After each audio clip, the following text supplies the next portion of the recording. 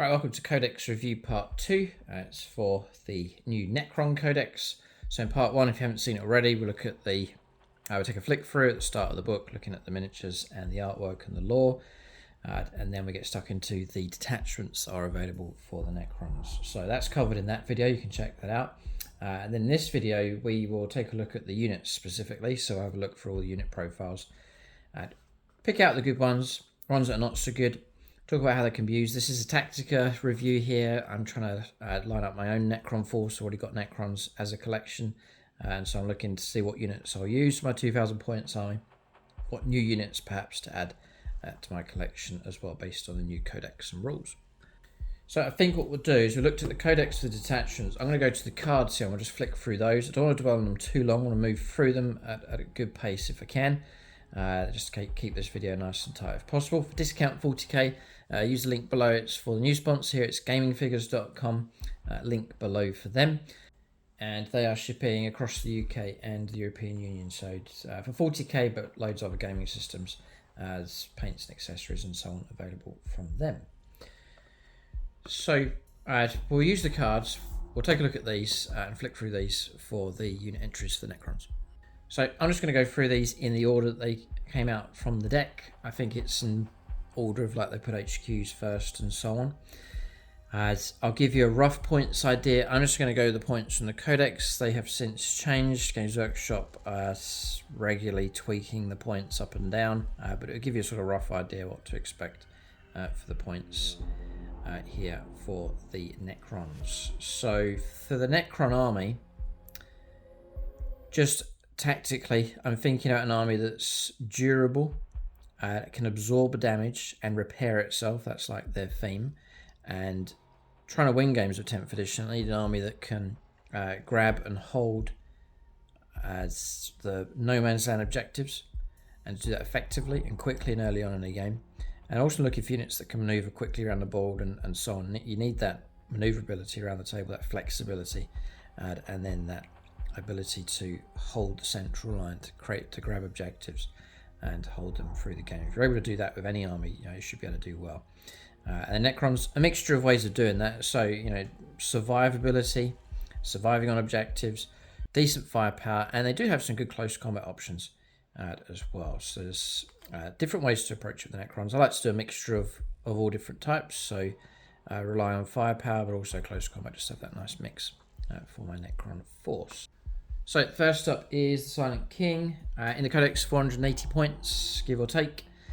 This is a big points investment, so you're looking for a model that needs to do really well on the board. This is going to be like a quarter of your points. I'm not going through every stat, but his toughness 10 of a 2-up save, 16 wounds on him. Then each of the Triarch Mynheers, that's these two, are 5 wounds each.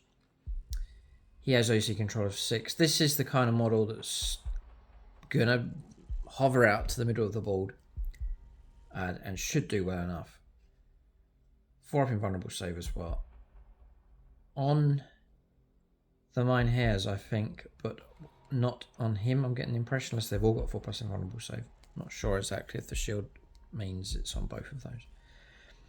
So it's got ability here for shooting and close combat, plus the built-in abilities here, which will cover these because this is quite a key unit option here for the Necrons. So you've got the Annihilator Beam, range 24, some medium kind of range with all of these weapons. Just one shot, 2s to hit those, strength 14, AP -4 and 6 damage. It's a scary weapon. I think the Annihilator Beam, let's just check here.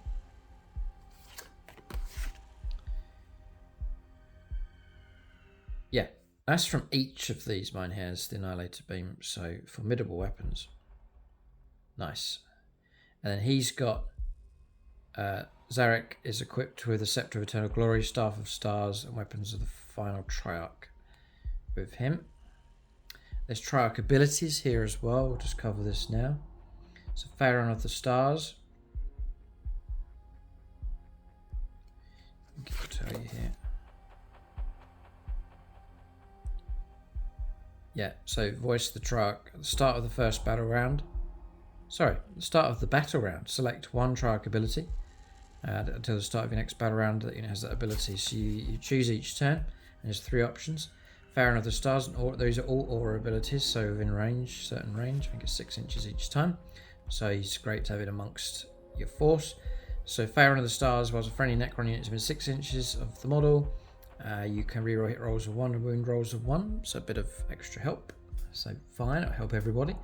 And then Pharaoh of Blades, same within 6 inches, you can reroll charge rolls made for that unit, +1 to strength for the attacks as well. And then the Bringer of Unity, it's helping you with morale tests, so a bit of help with him. You got these really good shots coming from these. Accurate, high strength, deadly damage. Scary, scary. And then Scepter of Eternal Glory, his firepower, 2 shots, 2 hit, strength for 10 -3 damage. And the Staff of Stars, devastating wounds on that as well. And then Staff of Stars, indirect fire, 12 shots, 2 hit, strength 6 -1 damage. And that's all, you can fire all of them. Not having to choose one or the other. Then Close Combat Weapon of the Final Triarch. It's built-in lethal hits, 12 attacks, 2 hit, strength 8 -3 and 2 damage. Whilst he's got 1 to 6 wounds remaining, he is hitting a damage profile. You halve the attack's characteristic of the model's weapons, and each time she makes an attack, subtract 1 from the hit roll. And then he's got reanimation protocols. It's the scary thing is he can start to rebuild himself. Deadly demise of D6 +3. Okay, that's only from the main model in the middle. And then the other ability here is the Silent King. It's Nora ability whilst the Necrons within 6 inches improve the leadership by 1. Okay, so he's good. Whether he's worth that many points, but yeah, it's going to be a solid choice to go for No Man's Land objectives and support that with firepower, and not too bad in close combat. Not sure what to think of him, but sculpt wise, you know, if you put him in your army, he's going to be a focal point. I don't think there's any unit that's going to surpass that. Okay, so next, you attack the Stormlord, as we are looking at 110, so onto some cheaper HQ point or HQ choices now for the Necrons. So he's going to be slow, Necron infantry units, 5-inch move, toughness 5, 6 wounds on him, 2 up save, 4 up invulnerable save. But you're going to bury him in amongst a unit of Immortals, Lichguard, and Necron warriors.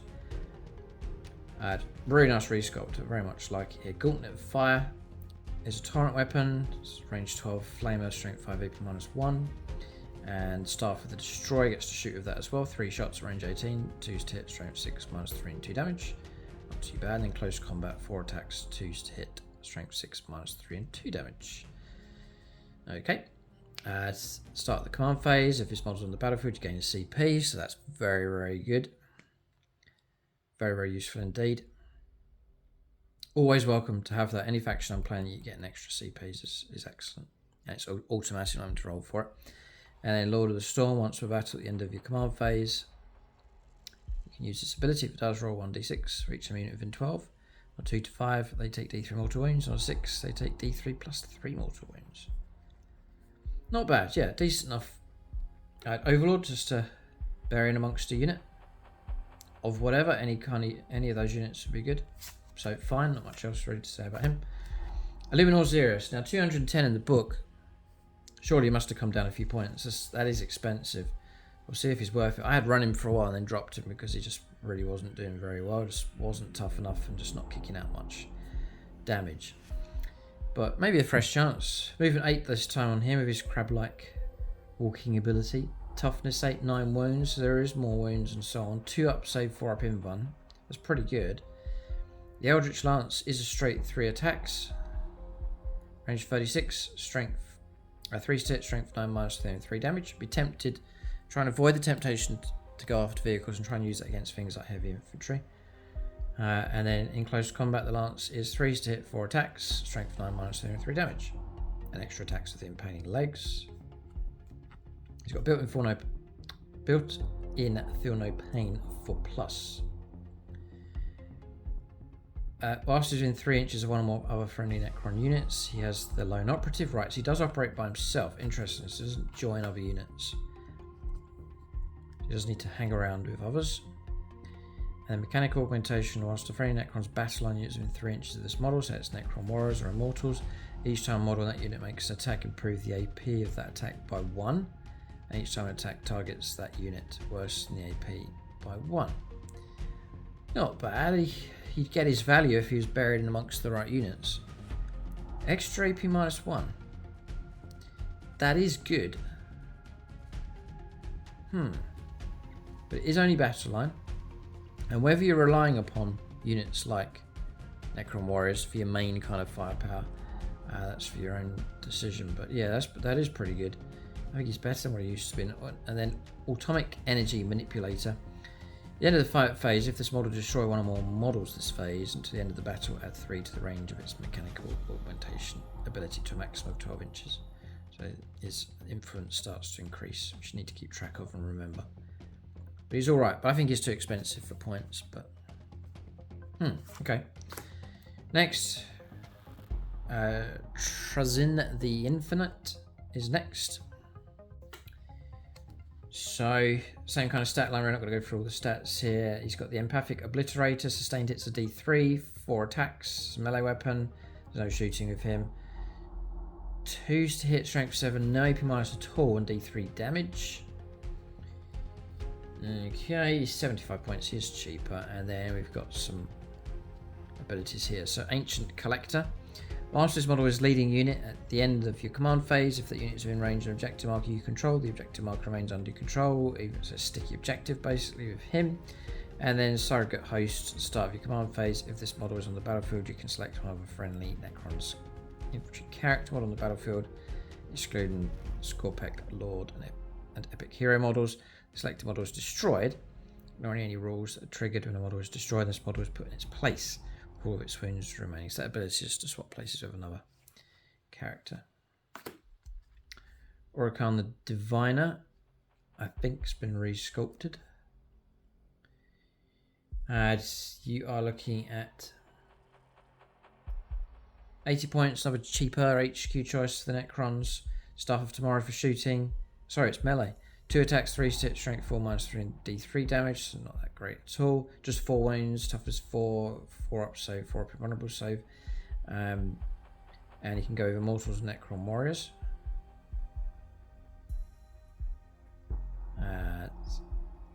So he can join them even if there's a Royal Warden or Noble already there.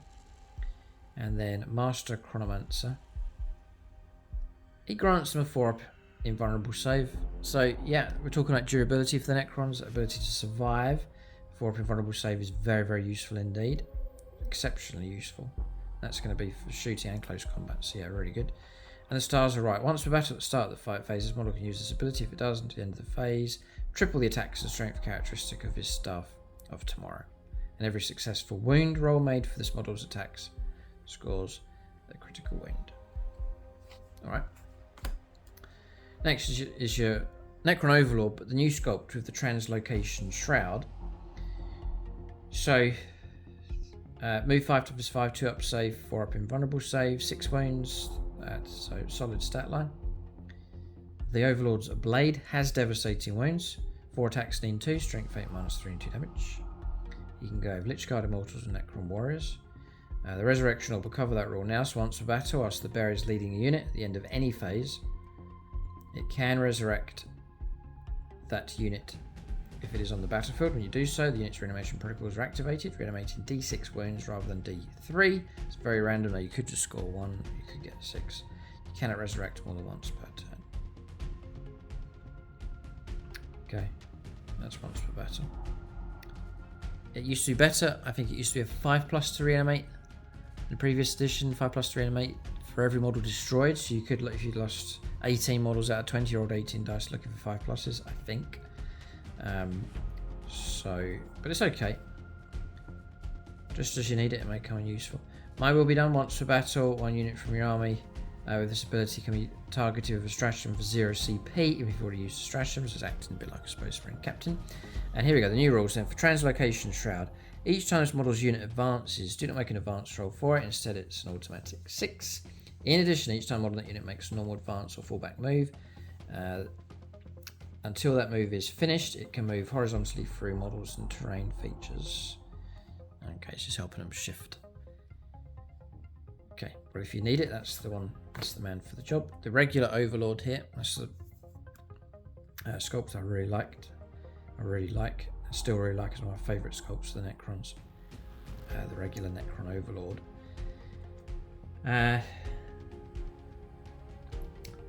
So just to give you an idea on points here, 85 points to the Translocation Shroud, regular Overlord. He's just 85 points as well. So you're just basically getting the same stat line, but getting a different ability across here.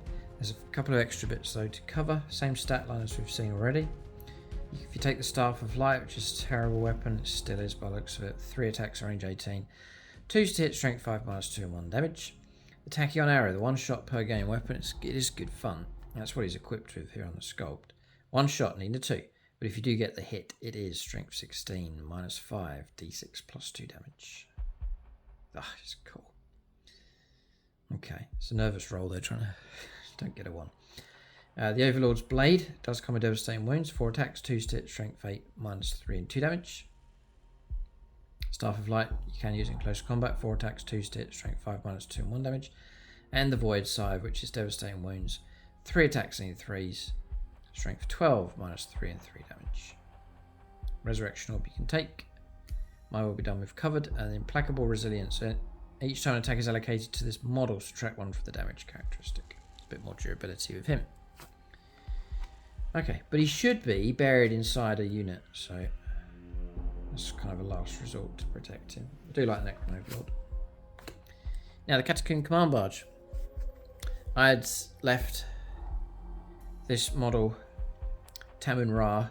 I've left him out of my force a number of times and not gone for this option.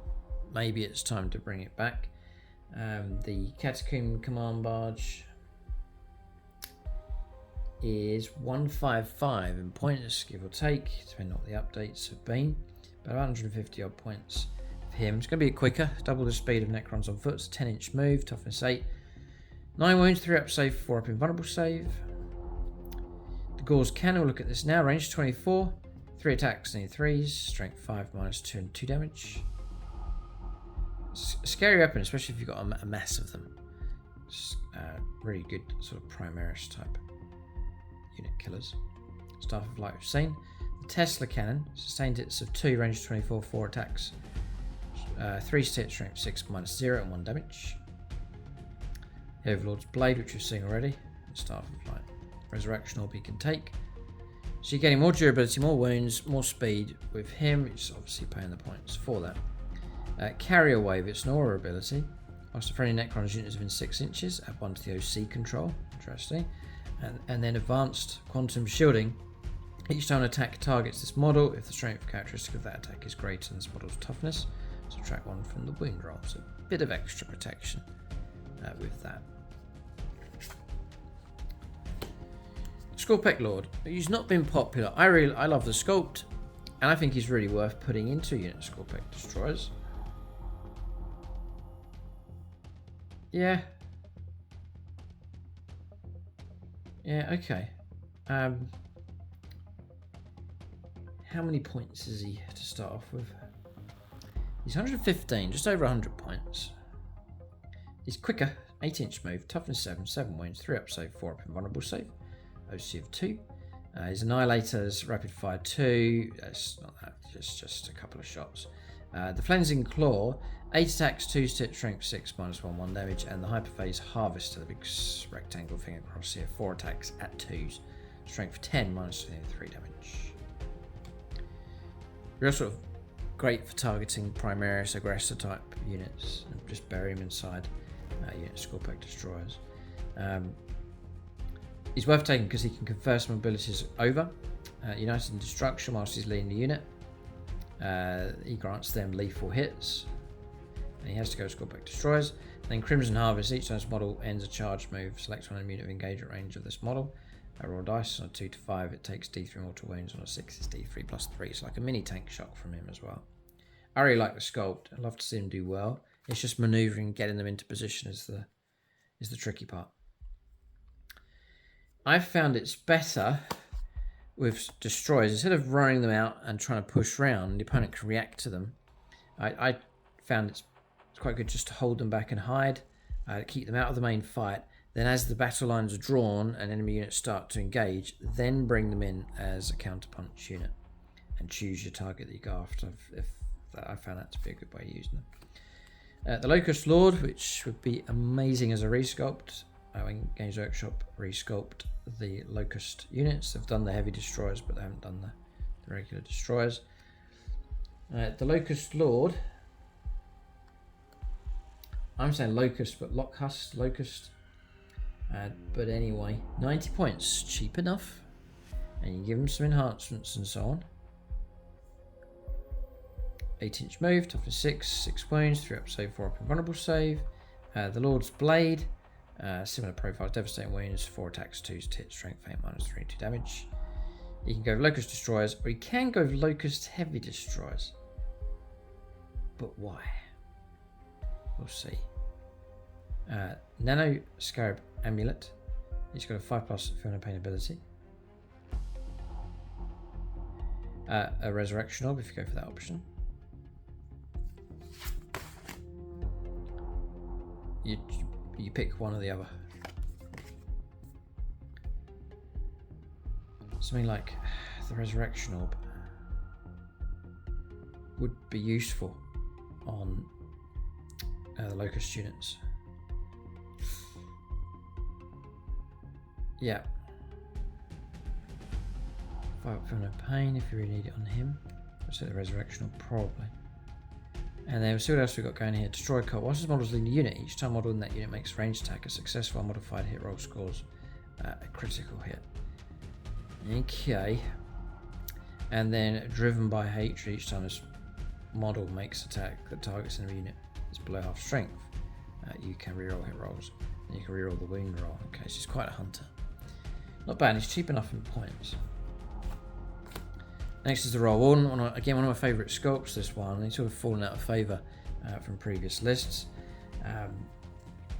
He should be cheap enough. He's 45 points, so yeah, you'd hardly notice him in the army. 4 wounds, and I'll go through the stats here. 3 up to save no one. So the Relic Gauls Blaster, lethal hits built in with this one. Rapid fire 2, range 24, 2 attacks, 3 to hit, strength 5 minus 1 and 2 damage. Again, nice HQ just to put a enhancement on, just to get that into a unit. Whilst this model is adaptive strategy, this model's unit is eligible to shoot and declare a charge and turn it which it fell back. It's exceptionally good, so he's worth taking. And it's Immortals and Necron Warriors you can go with. And then Engramic Logic. Once per battle at the start of any phase, you can select on for any Necrons units that is battle shocked within 12 inches. It's no longer battle shocked, so it could be very, very useful if you're trying to hold on to objective and you're battle shocked. And he's cheap, and again, you can put your enhancement onto him to help out, whichever one you're going to choose. Technomancer next. Lots of HQ. There's a real diversity of HQ choices here for the Necrons, and plenty of cheap ones. 60 points for him. 10-inch move as sort of the weaker stat line. Staff of Light, we've covered all of that. You can go with Canoptic Wraiths, Immortals, and Necron Warriors. He grants that unit 5+ Feel No Pain. Fantastic. And Technomancer, in every movement phase, you can select one for any Necron's model within 6 inches of the bearer that regains D3 lost wounds. Each model can only be selected for this ability once per turn. It's the end of movement phase as well, so it gives you a chance to maneuver onto something to put those wounds on. So a useful unit. Again, just cheaper unit to put enhancement on, and his ability for the Feel No Pain is great. Lots of good options. Psychomancer next.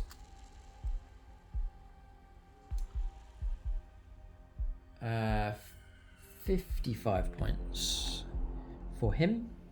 Usual stat line, just slower, 5-inch move. The Abyssal Lance is 1 shot, range 18, force to hit, strength 6 minus 3 and 3 damage. In close combat, just 1 attack, force to hit, strength 6 minus 3 and 3 damage.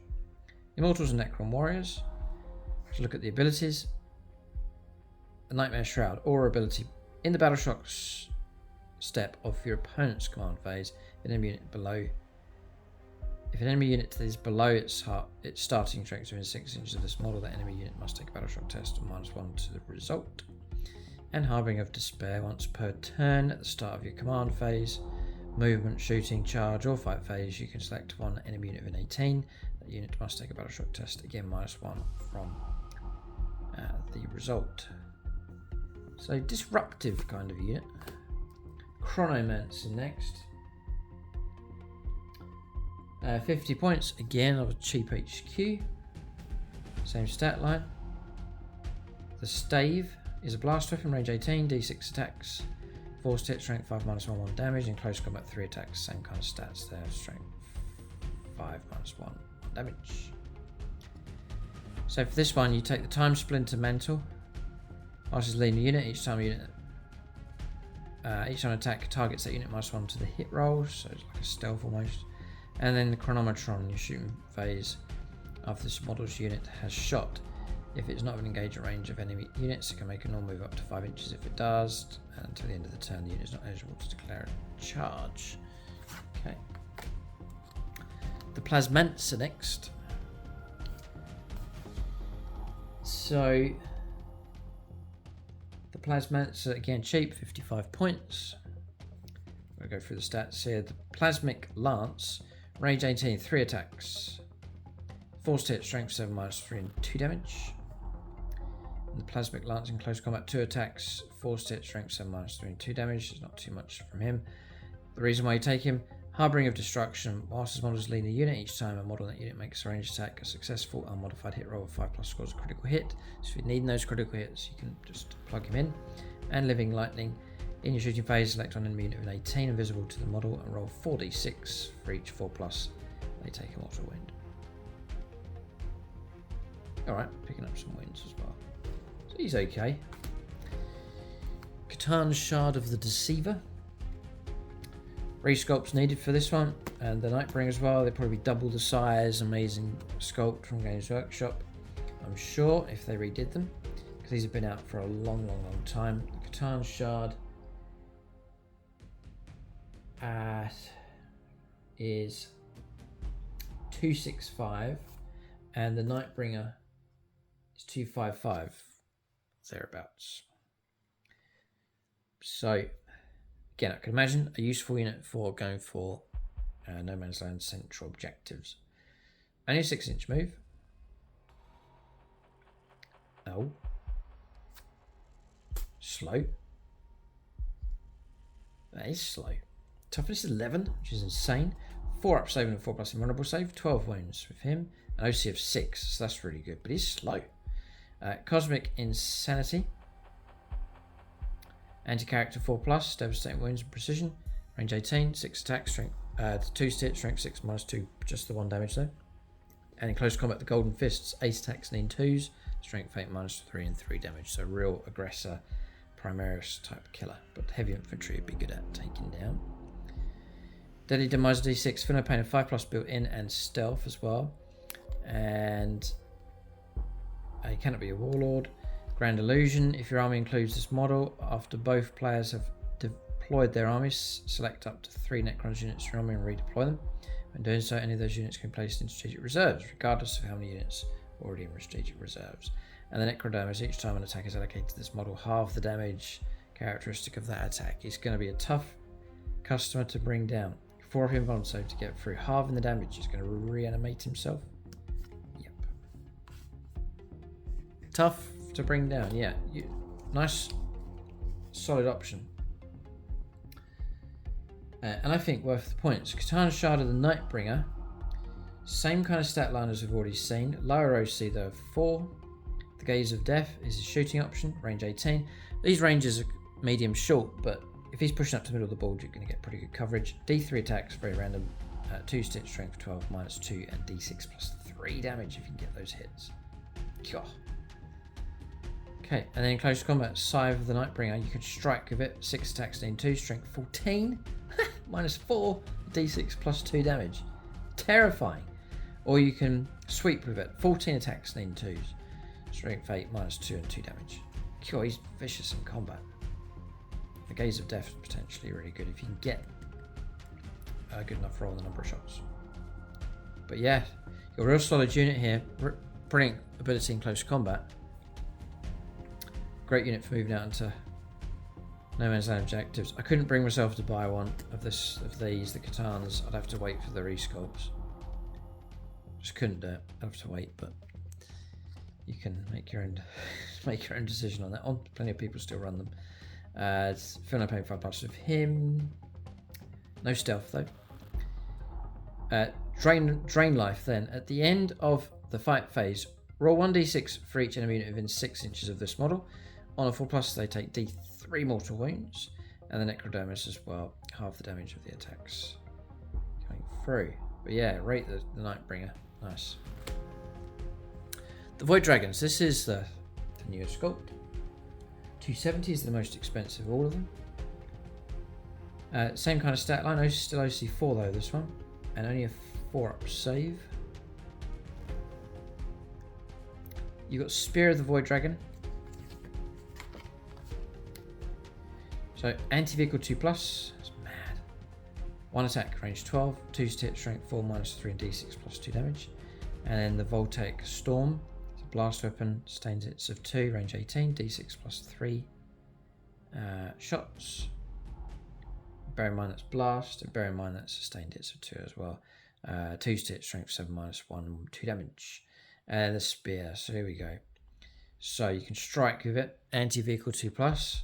Which is mad. 5 attacks, 2 hit, strength 12, -3 and d6 +2 damage. And then the sweep attack is 10 attacks, 2 hit, strength 8, -1 and 2 damage. And the Canoptic Tail Blades as well, an extra 6 attacks, 2 hit, strength 6, -1 and 1 damage. Okay, lots of attacks of him. Matter Absorption. At the start of your shooting phase, select one enemy vehicle within 12 inches of this model and roll 1d6. On a 2+, the enemy unit takes d3 mortal wounds. This model regains, so he saps wounds away from vehicles and he adds them onto himself. Very cool. And again, necrodermis as well, half the damage against him.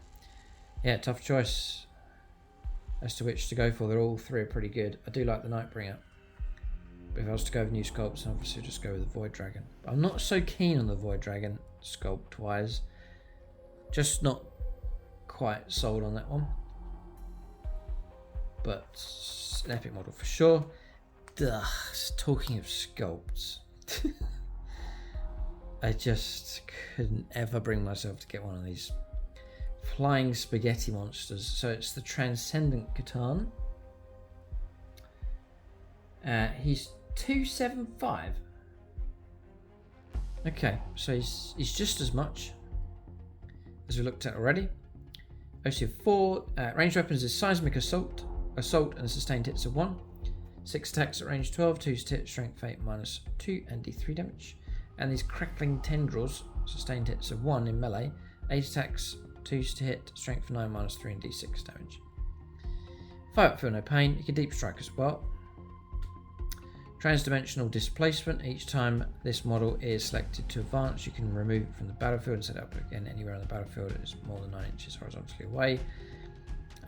So you can do that. And he also has the half damage as well for necrodermis. These are bullet magnets. Although they're not the largest of models and they take a lot of effort to try and bring them down, and that really could work in your favour because you're able to put these things out. The opponent just uses so much energy trying to destroy them, whilst the rest of your army makes its moves around the board. So as a distraction type unit, any of these C'tans are very, very useful for that. I think they are worth their points. Next up, Necron Warriors. Let us know, by the way, in the comment section your favourite options currently for Necrons, what units you like and what combinations, certain HQs going with certain units and why is that a good combination and so on. It'd be great to see that for myself as I think about an army, but also for anyone tuning in looking to get into Necrons or looking to get into the new Codex or Necron plan, just switching over. She's standard Necron Warriors. The ROC2, I mean, these are the ones you're going to march out in a great phalanx. They do look great when they're in their ranks.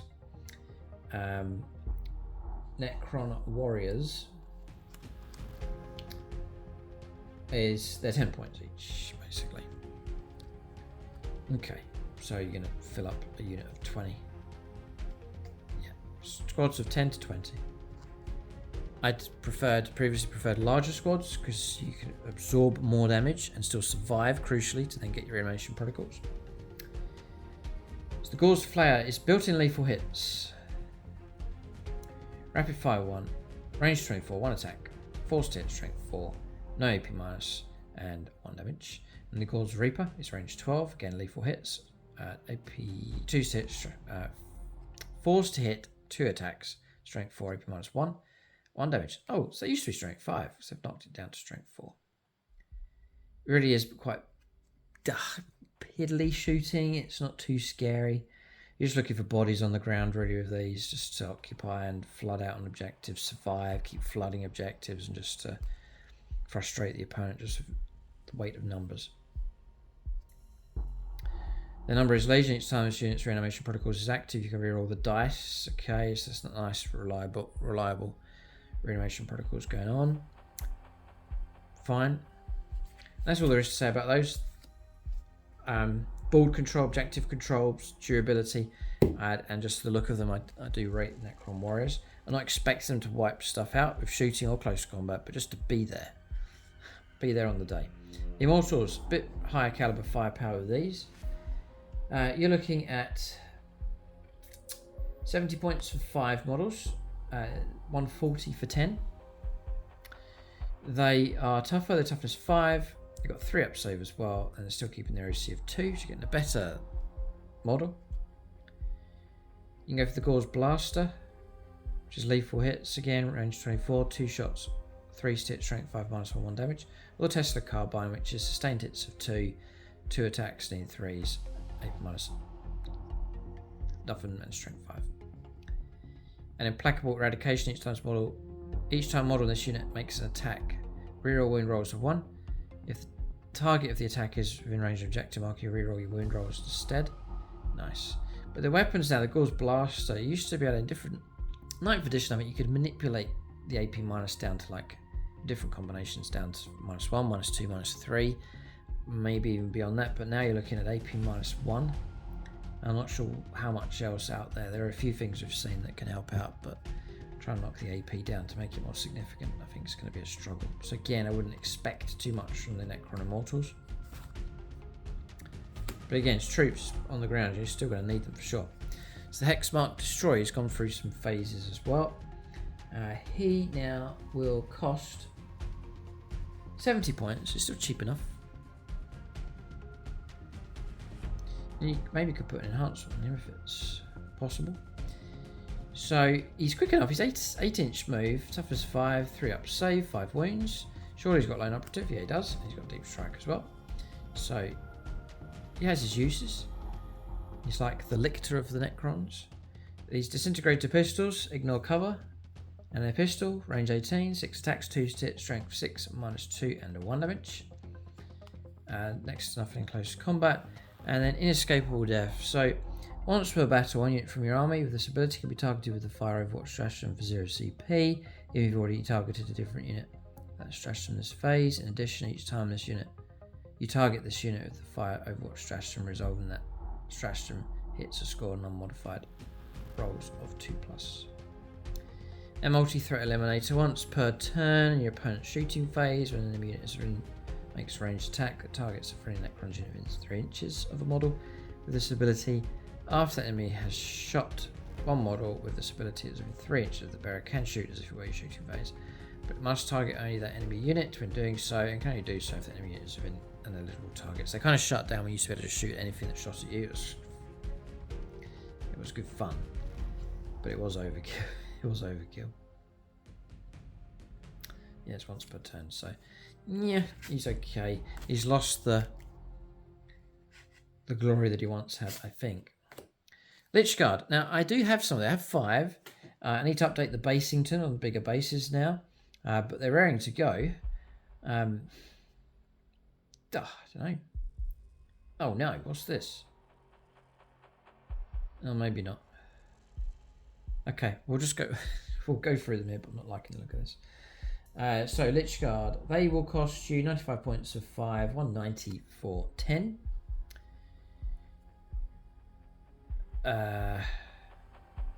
Okay, yeah, there's yeah. So you got 2 options. These you can go for the War Scythe, or you can go for the Hyperphase Sword and Dispersion Shield. Dispersion Shield will give you a 4+ invulnerable save. You can really make them nice and durable. 2 wounds, Only OC of 1 though. 3 up save, toughness 5, movement 5. For the Hyperphase Sword, it is 3 attacks each, 3's hit, strength 6, -2, but only 1 damage. It would be great to have that damage too. The War Scythe though, with Devastating Wounds, is 2 attacks, 3's hit, strength 8, -3 and 2 damage. And then Guardian Protocols. Whilst a noble model is leading this unit, surely they will, each time attack targets this unit, if the strength characteristic of that attack is greater than the toughness, it's -1 to the wound roll. So yeah, Lich Guard are okay. So far I'm not too blown away by what's coming up. Just, they're alright. Triarch Pretorians, and again there's 2 options. I have 10 of the Particle Casters and Void Blades painted up. I do actually also have some with the staff here, an alternate second unit. Triarch Pretorians, 140 for 5. 10 models is 280. They are expensive. They've always been expensive. 10-inch move. They are quick. Toughness 5, 3 up, save, 2 wounds. Only OC of 1, but a great unit to jump out and go for a central no man's land objective. Particle Casters. This is what I really like about these. Particle Casters do have built-in devastating wounds, which is great. At range 12, pistol weapons. I can use them in combat. It's 3 attacks, 3 hit, strength 5, AP 0, 1 damage, but built-in devastating wounds is great. And then the Rod of Covenant, if you go for that, does actually shoot, and you can use it in close combat. Just the one shot with the Rod, range 12, 3 hit, strength 5, -2 and 2 damage. Tricky one, because usually if you're intending to charge something, you don't want them removing models to increase the charge distance. You'd rather hit all in one with shooting, or hit well in close combat, one or the other, but you can trip yourself up if you try and whittle the target down and then increase your charge range. It can kind of play against you. They do look cool with the rods though. In close combat, the Rod of Covenant is 3 attacks, strength 5, 3 hit, 8 -2 and 2 damage. Yeah, and the Void Blades is 4 attacks, 3 hit, strength 5, -2 and 1 damage. You can Relentless Competence. You can reroll charge rolls made for the unit, and they can fall back and charge as well. Nice durability or flexibility with those.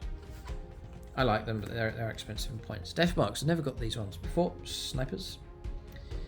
I'll go through the stat line with these. Synaptic Disintegrator. It's a heavy precision weapon. Range 36. 1 attack. 3 hit. Strength 5, -2 and 2 damage. Damage 2 sniper weapons. Great. Death Marks will cost you, yeah, pretty good, really, to be honest. 65 points for 5, 10 points, sorry, 130 points for 10. Yeah, not bad. Yeah, not bad at all. Never scary enough, squad of 10.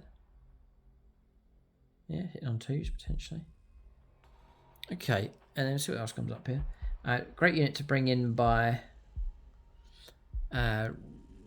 reserves, yeah, Deep Strike as well. I don't know. Useful enough. Always love the look of them. I haven't got the unit before, but now could be the time. Hyperspace Hunters. Once per turn, the reinforcement step of your opponent's movement phase. Alright. Yeah, this is useful for track the unit as they come in. So it's in the reinforcement step of your opponent's movement phase, when an enemy unit is set up on the battlefield from reserves within 18 inches of and visible to this unit can shoot as if it were your shooting phase. You must only target the enemy unit when doing so you can really go for assassination with them. Yeah, useful enough and quite cheap really for what you get. Not too bad. Death Marks. Okay. Next is Flayed ones. Resculpted. Quite fragile looking on these claws, but that's the way they should be. They're nicely done. And they're 70 points for 5, 140 points for 10. Again, quite reasonably priced in points. They're all for close combat. Movement 5, they're slow enough. 4 up, save, no in 1. 4 attacks. Need 3, strength 4, -1 and 1 damage. Yeah, they are twin linked though, and they are sustained hits of 1. So they'll mash through light infantry quite nicely. And they do infiltrate as well, so you can go for the early ambush with those. They got stealth as well. Flesh Hunger. If the target's below half strength, you can successful hit roll, score critical hits. Cryptothralls. Now, at the start of the declare battle formations step, this unit can join one other unit from your army that is being led by a Cryptech model. The unit cannot have more than one Cryptothrall unit joined to it. If it does, until the end of the battle, every model in this unit counts as being part of the bodyguard unit. The bodyguard unit's starting strength is increased accordingly. So they are good.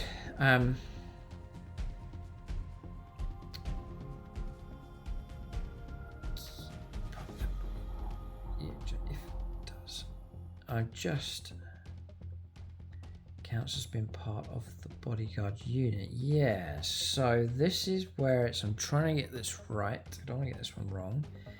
I think I've got this, and if so, these are really good. Actually, can shoot with the Scouring Eye, 6-inch range, 2 attacks, 4 hit strength, 5 minus 1 damage. But 5-inch move, they'll keep up with your infantry. Now, what's interesting is they've got 3 up save and 3 wounds. They are literally micro bullet magnets. They'll absorb this because it's saying here that you declare them. You've got a Cryptech model, so let's get this right. Say a Technomancer has joined the unit Necron Warriors. You're then taking the Cryptothralls. They are then allowed to join the bodyguard units. Say it's a squad of 20 Necron Warriors. They actually join that unit. They're not with your HQ. They're with the unit and absorbed into that. And that's crucial because I think it means if they were an independent unit, if they were a separate unit entry but allowed to join another unit, if they died, then you couldn't bring them back. Their card's gone. But because they're absorbed into the bodyguard unit, I think if they're, let's say, Necron Warriors, you tank all your hits on those. The models are slain, even if both of them are slain. I hope we're getting this right. Because they're part of that bodyguard unit, they're absorbed into that, you can still resurrect those back up. I think that's the case. Correct me if I'm wrong. I could be wrong on that one, but if I'm right, then they're great for durability. I'm talking about durability. To help out a unit like Necron Warriors that you want to survive on the battlefield, Cryptothralls can be a great addition. I have 2 of those painted up. They come with a Plasmancers model. I've never hardly used them, but they'd be great to throw in. Cryptothralls, then. Where are you? There they are. 40 points for 2 models. Yeah, I'd take them. No worries. Scythe Limbs, bit of combat ability as well. 4 attacks each. 4 hit strength, 5 minus 1 damage. Whilst this unit is in the same unit as a Cryptech model, that Cryptech model has 4 up, feel no pain. And then Systematic Vigor. Each time a Cryptothrall model in the unit is destroyed by a melee attack, if that model has not fought this phase, roll dice on a 2+, you get to fight. So yeah, but I just take them for bodyguard, add a little bit of durability to a unit. Interesting, great sculpts. Tomb Blades, I love these because these are a unit that can lay down some firepower and maneuver quickly around the table. They are 12-inch moves, so one of your quicker Necron unit options. Tomb Blade costs, as per the Codex, they're going to go up and down, which give you a rough idea. 3 models is 75 and 150 points for 6. I like the particle beamers because you've got a blast weapon. This is great for taking out like medium light infantry. You've got devastating wounds built in, so you're trying to plaster the target lots of attacks. You know, like if I've got 6 of these, that's 66 attacks. With blast, you could be getting even more. You could be getting a lot. D6 attacks, yeah, blast, 3 hit strength, 5 minus 0 and 1 damage. But the idea is that the devastating wounds, you can pick up some damage against anything. Monsters, characters, vehicles, whatever.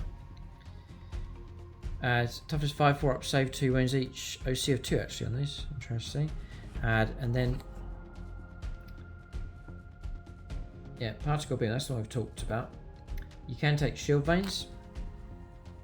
So you reduce your move to 8, that is slow, but it gives you a 3-inch, gives you a 3 up save instead of 4 up. I just make use of cover and, if I can, and then just keep the speed. And then any number of models can be equipped with one of the following: a Nebula Scope or Shadow Loom. So Shadow Loom gives them stealth, minus 1 to hit them.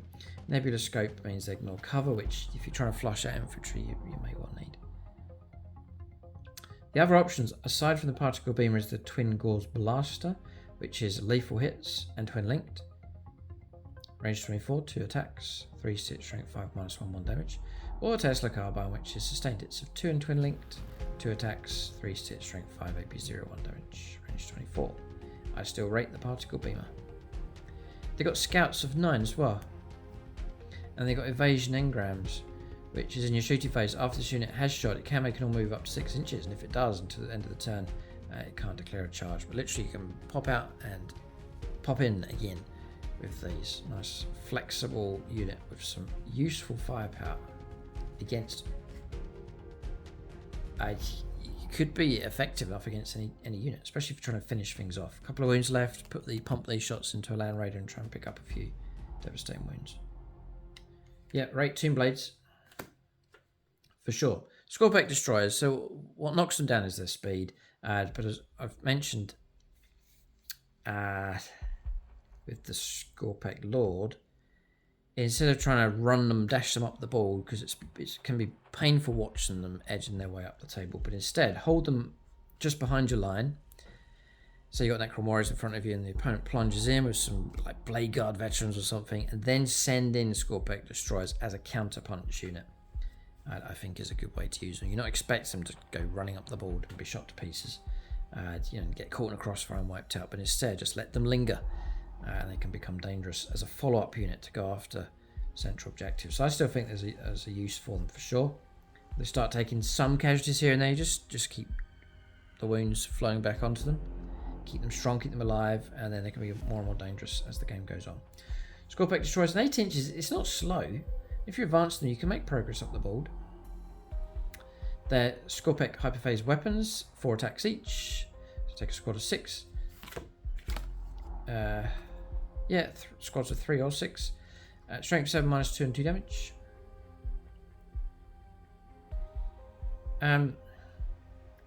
The toughness 6, 3 wounds. They do have OC of 2, so they're great for fighting on objectives. Yep. And then cost-wise, man, they are expensive, right? So 120 for 3 or 240 for 6. They've probably come down in points. That's just a guess. I imagine so, but they are quite a point sink. So it is worth trying to keep them alive. The plasma sight, for every 3, so you'd have like 2 plasma sights in a squad of 6. Once per battle for each plasma sight unit this unit has.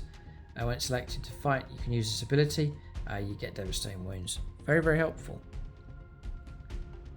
And then Whirling Onslaught. Each time this model in a unit makes an attack, reroll hit rolls of 1. So that's built in. If this model made a charge move, you can reroll your hit rolls. Oh, great. I think they lose their value when you move them out. I'm going to run these up the table. The opponent sees them, blows them to pieces, they're gone. And you think, what a waste of points. They never did anything all game. But that's because you played into the opponent's hands. I would say hold them off, don't commit them, and then call upon them in the heart of your army as you need them. In the later stages, turn 4, turn 5, just roll out onto no man's land objective, grab it, and then destroy whatever's in your path. I've seen them I've used them in a counterpunch kind of way, and they work quite well. So I still rate them if they use well. Next is like Scorpec Destroyers, but more jumpy. So it's the Ophidian Destroyers. I have 2 boxes of 3 of these ready to build. I'm itching to get them done because they're amazing sculpts. They just look incredible. They look better when you see them as opposed to photographs. They look better when you can actually see them. So Ophidian Destroyers. 110 points for 3, 220 for 6.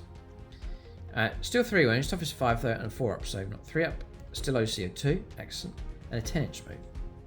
Only 2 inches quicker than Scorpec Destroyers. The Hyperphase weapons is 5 attacks, so more attacks, so 3 stitch, strength 4, -2 and 2 damage. They still get the plasma sights, still get the devastating wounds. And then you've got Deep Strike with these ones, nice. And Tunneling Horrors. At the end of your opponent's turn, if this unit is in engagement range of 1 or more enemy units, not within engagement range, you can remove this unit from the battlefield. The reinforcement step of your next movement phase, set it up anywhere on the battlefield as more than 9 inches horizontally away from enemy models. End of your opponent's turn. Yeah. Cool, so there's some pretty good flexibility with them as well. Because you may not need them just for close combat. You may need them to grab an objective, to fulfill a secondary, and so on. Amphibian destroyers, I like them. I'd love to see them in my army. Okay. Locust destroyers. I'm waiting for the resculpt from Games Workshop. It is a bit bizarre. They redid the Locust Heavy Destroyer and then have left it for years, not done this one. I think it's a mistake, but surely, you know, they have them like done already. You'd think. I don't understand why they would do that one and then leave these, but I'm sure many Necron players think the same. So I'm holding off. I think I sold my older ones. I don't have any of these at the moment. I refuse to buy the older sculpts. But I would say that I'm sure they're good. Movement 8 on these stuff for 6, 3 up save, 3 wounds, OC of 2. This is a great unit for moving out with aggressive firepower towards a no man's land objective. Because they are range 24, so not a backline type unit. They are for pushing up with firepower. But the Gauss cannon, you know, built-in lethal hits of this thing, 3 attacks each. So you're running a squad of 6, for example. And it's interesting. It says unit compositions 1 to 6. We'll see what it says here in the book. But say you got a squad of 6, 18 shots. It's a nice lot of firepower, lethal hits. 3 to hit, strength 5, minus 2 and 2 damage. It's really good for clearing infantry out of the way. Close combat useless. And hardwired for destruction. Each time on this unit makes a ranged attack that targets the closest eligible target. Reroll hit roll as a 1. If the target of that attack is in range of objective marker your opponent controls, you can reroll the hit roll instead. Okay, so that's took a bit of a hit. It used to be just reroll hit roll as a 1, that's it, but it's now got to be the closest eligible. And Locust destroyers are, yeah, 1 model, 35 points. How bizarre that you can take 1. Well, that's kind of interesting. 2 models 70 and so on all the way up to 6 models for 200 points. Why? But anyway. Locust Heavy Destroyers. Again, you can take squads of 1 to 3. So you could take 1 or 2 or 3 of them. The Locust Heavy Destroyer, 45 points each. I think that's pretty good for what you get. 135. Again, good price really for what you get. 3 models. With Locust Heavy Destroyers, you're looking at 8-inch move, toughness 6, 4 wounds each on these, 3 up save, OC of 2. You can go for the Mythic Exterminator, 36-inch range, 6 attacks, strength, 3 hit, strength 6, minus 1 damage, sustained hits of 1, heavy and rapid fire 6 as well, so tons of shots you can get from this thing. But I go for the anti-tank option, the Gauss Destructor. It is a one-shot weapon. Heavy, lethal hits, but if you can get that hit, 1 attack, 3 hit, strength 14, it's a real tank buster, AP minus 4 and 6 damage. Straight up 6 damage. So a squad of 3 of these can go on the prowl and hunt for enemy vehicles and potentially cause trouble. Now, optimized for slaughter. Each time mod on this unit makes attack with Mythic Exterminator that targets a unit, excluding monsters or vehicles, reroll wind rolls of 1. And then each time mod on this unit makes attack that targets with a Gauss with a Gauss Destructor that targets a monster or vehicle, reroll wind rolls of 1. That's not any kind of restriction as far as who's the closest. Okay, reroll wind rolls of 1 built in. So helpful enough. Yeah. I think a good hunting pack of those would be 2 squads of 3. That's real potent. The Canoptic Reanimator next. 75 points. 8-inch move after 6 wounds, 3 up save, OC of 3. Atomizer Beam, not going to bother going through that really. The claws, useless. You're just taking it for its abilities. Feel no pain 4 plasters, nice bit of durability on this thing. And the Nano Scarab Reanimation Beam is null ability, whilst a friendly Necrons unit with 3 inches of this model. Each time unit's reanimation protocols activate, you can units reanimate on additional D3 wounds. An additional D3 wounds. Yeah, if he's in the right place, he's going to be helping out a fair bit. You soon get your points worth back. Okay. Right. Additional D3. If you keep him alive and around as many units as possible, that's really good. Okay, rate the Reanimator. It's been painted up and in my box for a few years unused. Really could change things up here, the Necrons, but useful enough, the Reanimator, buried in the heart of your army. Canoptic Scarab Swarms. So 40 points for 3 models, 80 points for 6. They're cheap. I've often seen them used. The common tactic is just like a roadblock. You send them out, speed bump, just to slow the opponent down for all of their wounds. They're 4 wounds each, 10-inch move. They do move swiftly enough. Feeder mandibles, nothing scary. They do have lethal hits though. And then self-destruction. At the start of the fight phase, if this unit is within engagement range of one of one enemy units, you can select one model from the unit to destroy. If you do, select one enemy unit of engagement range of that model and roll a d6 on a 1, adding 1 to the result if it's a vehicle. On a 2 to 5, it's d3 mortal wounds. On a 6+, it's a straight 3 mortal wounds. Yeah. And you really could be cheeky and do like multiple units of these and gang up on one target. It's like the vehicle comes forwards and like 3 squads of 3 of these just charge in and potentially cause like 3d3 mortal wounds. Chittering Swarm on enemy units of engagement range of this unit. Subtract 1 from the objective control characteristic of models in that unit. Oh, how interesting. And then whilst this unit is within 6 inches of one or more Cryptech models, the objective control characteristic models of this unit is 1. Okay, so they can go C at 1. Yeah, again, useful unit. Canoptic Spiders, an older sculpt, but it still looks pretty good. I can't see any need for it to be resculpted. Canoptic Spiders, 75 points each. You can take squads of 1 or 2. So toughness 7, 6 wounds, 3 up save, OC of 2. Particle beam we've covered already. Automaton Claws, 5 attacks, force hit, strength 8, -2 and 2 damage. It can stand up for itself in close combat. Fabricator Claw Array, so they take Automaton Claws.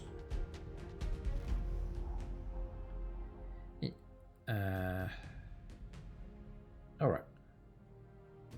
Here we go. War gear options. Any number of models can be equipped with 2 particle beamers. Oh, right. That's a fair bit of firepower. Yeah. Any number of models can be equipped with 2 fabricator claw arrays. Which I'll have a look at in a minute. And any number of models can be equipped with 1 gloom prism. So if you go for the gloom prism, whilst the friendly Necrons unit within 6 inches, the bearer models in that unit have 5+ for no pain against psychic attacks and mortal wounds. So yeah, I'd probably skip that one. Depends who you're up against. And then Fabricator Claw Array. Whilst the friendly Necrons vehicles within 6 inches of the bearer models in that unit have a feel no pain of 6 up. Yeah, I would take double particle beamers and just kick out firepower. Now, the ability with these. Canoptic Swarm. When you command phase, select one friendly Canoptic Scarab Swarm within 6 inches of this unit. 1 destroyed model from the unit is returned to that Scarab Swarm for each spider model in the unit. Right, so they can breed multiple bases. And Scarab Swarms do have reanimation protocols anyway. Okay, so if you really want to breed spiders and Scarab Swarms, if you want to breed Scarab Swarms, then these look interesting choice. Okay, Canoptic Wraiths next. So 3 models is 110, 6 models is 220. I think reasonable enough for what you get. 10-inch move, toughness 6, 4 wounds, 4 up invulnerable save to try and get through. I think it's more of a popular choice above Scorpic Destroyers. Toughness 6, OC of 2, it's all pretty good. Got speed as well. Yeah, you get okay, interesting. So any number of models could be equipped with one of the following: transdimensional beamers or particle casters. As we've seen, the particle caster is a useful weapon. It's built-in devastating wounds. It's pistol as well, so you can use these in close combat, range 12. Or you can take the transdimensional beamer, range 12, 1 shot, but forced to hit, that's the problem. Strength 4, -2 and 3 damage. So they've got Vicious Claws, 4 attacks at forced hit, strength 6, -1, 2 damage. They're really good for tying up stuff though, so it's a fair bit of effort to get rid of these. And then Whip Coals as well, 8 attacks. So you choose which one. You could replace it with Whip Coals, Vicious Claws or Whip Coals. Whip Coals is 8 attacks. Bit strange. because in the sculpt, they still have the claws, they just add the whip coils on, but anyway. 8 attacks, forced hit, strength 5, -0 and 1 damage. Wraith form. Each time this unit ends a normal move, you can select one enemy unit moved over during the movement phase. Roll a d6, each 4+ is a mortal wound. It's quite tricky to pull that one off, just with a 10-inch move. But yeah, Wraiths are good, durable. I've been up against them before with the index cards, and they're a nightmare to try and get rid of, so very, very useful. And again, we've talked about durability, Wraiths are a good choice. The Triarch Stalker. I had one, built it, sprayed it, and then sold it. And never used it in a game, ever. It's been tempted to at various editions. Now the Triarch Stalker will cost you 160, it's like an average kind of price. We've looked at a lot of stuff that's like 200 and something points. We've looked at some options that are around the early hundreds, but now we've got something that's right in the middle. 160 points. 8-inch move, toughness 8, 12 wounds, 3 up save, 4 up invulnerable save, OC of 4. So let's see how good the heat ray is. So you can go for Dispersed, which ignores cover and torrents, auto hits. Range 12 though, short range, 2d6. Strength 5, -1, 1 damage. You can go for Focused, which is melt of 4, range 18, 2 shots, need 3, strength 9, -4 and d6 damage. The strength 9 is the problem. That's the melter issue in 10th edition, is not that high strength enough to be reliable against armor. Usually going to be about 5s to wound, even sort of quite regular toughness 10 armor and above. Particle Shredder. It's a blast, devastating wounds. Range 18, d6 +6 attacks. 2 to hit, strength 7, -0. And the Heavy Gauze Cannon, lethal hits. 6 attacks at 3s. To hit, strength 8, -2 and 2 damage. And the Stalker 4 limbs, 4 attacks and 3, strength 7, -1 and 3 damage. This model's heat ray can be replaced with the Shredder or the Heavy Gauze Cannon. That's got Scout 8. And then targeting relay. In your shooting phase, after this model has shot, select one enemy unit hit by one or more of those attacks. At the end of the phase, that unit cannot have the benefit of cover, so it strips cover away. But yeah, not for me, but he's okay. The Canoptic Doomstalker, which can do better now, I think, with the right detachment rules. I'm thinking of the one with the Power Matrix, where you sit in your deployment zone, you get the benefit of that. I think it's Canoptic model, it benefits. And I've run a couple in my army, 1 or 2 of these, and they've proved to be tough enough to bring down. The crucial part is that 4+ invulnerable save just deflects so much damage coming through. The Doomstalker is 1, 2, 5 points, which is cheap. You're getting 12 wounds. OC of 4, so they're great for hanging around on your home objective to provide firepower support. And that firepower support comes in the form of the Doomsday Blaster, which has got the ball covered at range 48. It's a heavy weapon, so you can get +1 to hit rolls for sitting still at forced hit. It's blast as well. Yeah, it is good. It is really good because your d6 +1 attacks with blast. Then at forced hit, but that can be improved. And then your strength 14, it's fantastic strength. You're wounding the toughest of targets on 3s. AP -3, a nice AP minus, and straight 3 damage. One wound coming through is not that scary, but if you can get a number of those, you can chip away wounds from stuff. And straight 3 damage, great if you're fighting against heavy infantry and so on, which you may well be with your blast weapon. So it's a good shooting weapon, nice durable model, very cheap in points. Do rate the Canoptic Doomstalkers. Nothing to worry about there in close combat. Sentinel Construct. Each time you target this unit with the Fire Overwatch stratagem, resolving those hits, it is a modified 5+. It's got a bit of Overwatch potential as well. So I like the Doomstalker. I really want to carry on running them. Next is Annihilation Barge. 115 points. I just don't think the firepower's that great. 10-inch moves, I go Barge just with the guns on. You can go, you've got the Gauze Cannon underneath and the Tesla Cannon, so sustained hits of 2, range 24. Just 4 attacks, 3 up for hits, strength 6, AP 0, 1 damage, just nothing to it. Oh no, that's instead of the Gauze, but anyway, it's not that amazing. So the Twin Tesla Destructor, sustained hits of 2 and twin links, reroll your wound rolls, range 36, 6 attacks, 3 hits, strength 8, AP 0, I think that's where it struggles. That's the big problem, and then 2 damage. Not good. I'm afraid to say. Malevolent Arcing. In your shooting phase, each time you select a target for this model's twin Tesla Destructor, or 1d6 for the target unit, 1d6 for every other enemy unit within 3. 5+ unit being rolled for is struck by arcing energies. After resolving those models' attacks against target unit, each unit struck by arcing energies takes d3 mortal wounds. So yeah, okay, alright, so mortal wounds then, that's not bad. The Doomsday Arc with its mega gun. This will cost you 185. Okay. 14 wounds, nice lot of wounds, toughness 9, 3 up save. It does have a 4+ invulnerable save on this vehicle as well, so great. Go Civ 5, so you can hang around on objective. With the Doomsday Cannon, blasts and heavy. 72 will cover the board. D6 +1 attacks. 3s to hit. So if you sit still, you could hit 2s. It is quite random with the shooting, it's scary. So too is the other firepower we've seen. Strength 18, which is crazy. AP -4, which is excellent, and then 4 damage. It is a scary weapon for sure. Overwhelming obliteration. In your movement phase, if this model remains stationary until the end of the turn, its Doomsday Cannon has devastating wounds as well. Right, okay. So yeah, firepower support, fine. Solid choice.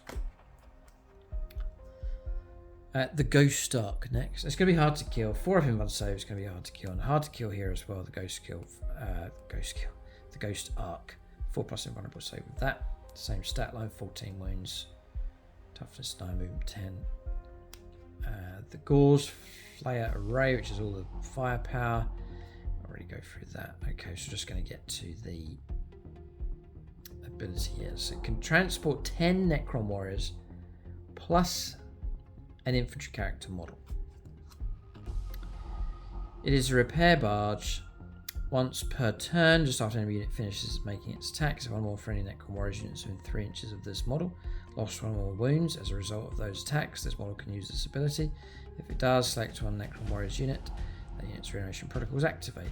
I just you know, take a vehicle to potentially resurrect like an extra model.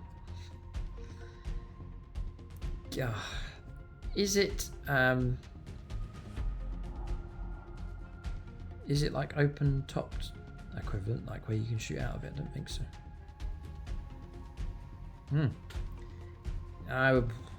Maybe Ghost Arc, no, not really, I wouldn't bother with that one. Ghost Arc will cost you 125. The Doom Scythe, flyers have really gone out of favour in 40k, which is a shame. The Doom Scythe though, with its Death Ray, we'll come to that in a moment. The Doom Scythe is 230 points. 12 wounds, 3 up save, 1 toughness 9. The death rate is sustained hits of D3, straight 3 attacks, range 36, 3s to hit, strength 16, -4 and D6 +1 damage. You can get firepower that's close to that for cheaper. And then the ability is Avatistic Instigation. Each time this model targets an enemy unit with its heavy death ray, your opponent must declare if this unit will stand firm or duck for cover. If they stand firm, resolving attacks against that unit, 5+ scores critical hit,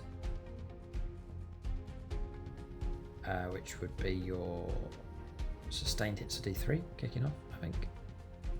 And if it ducks for cover, it's -1 to hit roll. Okay. The Night Scythe, which is your transport option. That will be 145.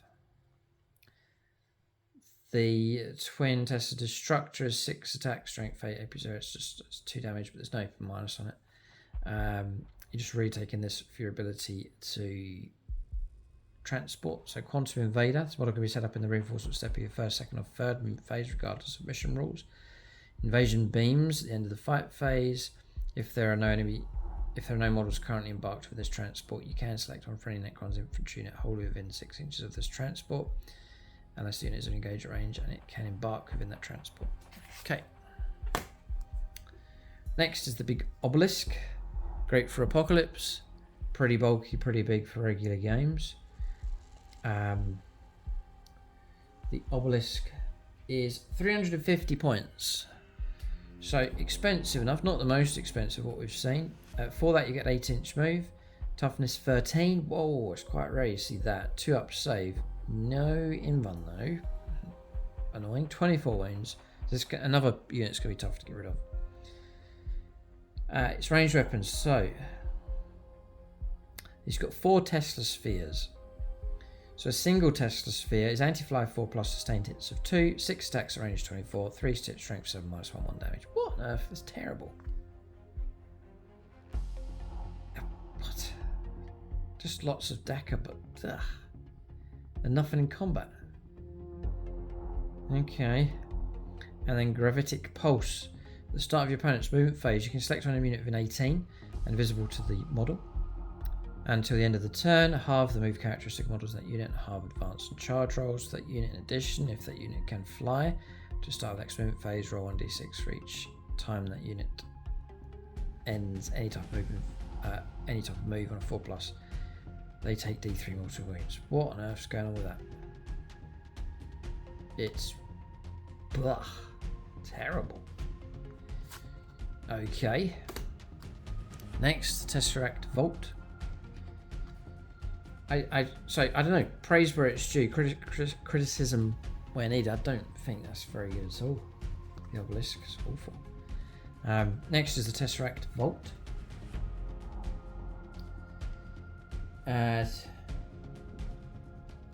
For that one, it's going to cost you 475 points. Okay, give or take. They may have adjusted it. Surely they've reduced it. Same kind of stat line. This one does have an invuln save, thankfully. It's gonna be hard to get rid of.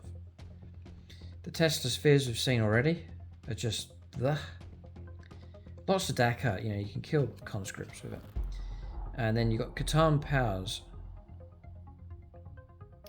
So you can go for Antimatter Meteor, range 24, d6 plus 3 attacks, 3 stitch strength 10 minus 3 and 3 damage. Cosmic Fires, devastating wounds, ignores cover and torrent. Blast and devastating wounds, by the way, with Antimatter Meteor. Cosmic Fires, range 18, 3d6 auto hits, strength 6 minus 2, 1 damage. And Time's Arrow, which is anti-character 4 plus devastating wound and precision. 1 attack, Nina 2, strength 3, but it's anti-character 4 plus. That's not reliable. Then 8 minus 2 and 6 damage. What on earth's going on with these things? And powers of the C'tan. You shoot your phase when this one is selected to shoot. First, select up to 2 different C'tan powers across here. At the end of the phase, this model is equipped with those weapons. In addition to its other weapons, this model cannot make attacks with any other C'tan powers you did not select in this phase. So, yeah, 475. I take the Silent King above him, for sure. Next is the Convergence of Dominions. This is the buildings here. We're up to the last. Oh no, the monolith is last here. Convergence of Dominion. We'll cover this one just so that we've covered it all. They look great on the battlefield, this sort of Necron terrain. One of them 60 points, with 60 points each. You can take a squad of take 3 of them. So they got shooting options with the Transdimensional Abductor. Range 18, 3 attacks, 4 stitch, strength 6, minus 2 and 3 damage. Toughness 9, 3 up, save, 7 wounds. It's not loads of wounds. Deployment. This, you set it up on the battlefield. Models do not have the ability. Its models do not have to be set up in coherency. Right, so you can spread them around. Instead, each model must be set up whole within 12 inches of one other model from this unit. From that point onwards, they're treated as separate units. Okay, so you can spread them right out. Reanimation Nodes. It's an aura ability. Whilst the friendly Necrons infantry units within 6 inches of this fortification, models in that unit have a feel no pain of 6 up. Okay. And then Ancient Cover. Each time a ranged attack is allocated to a model, if that unit is not fully visible to every model in the attacking unit because of this fortification, the model has the benefit of cover and fortification. Whilst enemy unit is within engagement range of one or more fortifications from your army, the unit can still be selected as a target of a range. It's giving you some extra rules there. So, okay. So next is the monolith. They've always been expensive. The points may have gone up or down slightly on this one, but to give you an idea, the monolith is 400 points. I would have said 280 was expensive, but 400 points. Right, okay. So you probably only take 1 in your army. 8-inch move. Does deep strike. The resculpt does look nice. Toughness 13, which is amazing. Where's the 9-1 save? 2 up save though. 22 wounds to try and get through. So it has a particle whip, a portal of exile, and four gauze flux arcs. Okay, well, your flux arcs can be replaced with death rays, actually. Right. Yeah, this is the kind of unit you're going to pay out for it, but the opponent can't ignore this thing because it looks tough and firepower looks decent as well. Each death ray, remember you can take up to 4. Sustained hits of D3, range 24, just the 1 attack, but 3 is reliable enough. Strength 12, -4, and D6 +1 damage. Yeah, if all 4 of those point at something, a vehicle, then it should start to cause trouble. If you go for the gauze flux arcs though, the lethal hits and rapid fire 3. 3 attacks, range 24, 3 hits, strength 6, -1 and 1 damage. I take the death rays. And then the particle whip, the main central weapon from this thing, is blast, and it has built-in devastating wounds.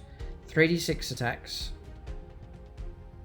It's a strange weapon. 3d6 attacks, range 24, 3 to hit, strength 8, -1 and 2 damage. So you'd be fishing for mortal wounds with that, with the devastating wounds.